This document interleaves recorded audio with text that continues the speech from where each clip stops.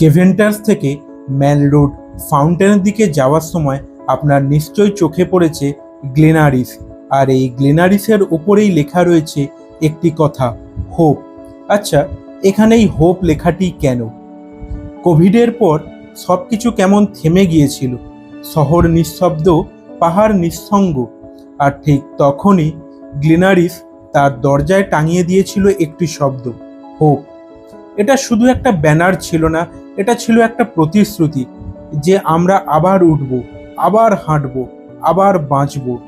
গ্লেনারিস কখনোই শুধুমাত্র কেক পেস্ট্রির দোকান ছিল না, এটা দার্জিলিংয়ের ইতিহাস, ভালোবাসা আর মানুষের আবেগ।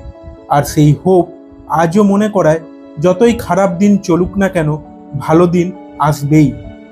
এই ছোট্ট শব্দটা পর্যটক হোক বা স্থানীয়, সবার মনে পৌঁছে দিয়েছিল একটাই পজিটিভ বার্তা, দার্জিলিং ফিরছে নতুন করে আশার আলোয়।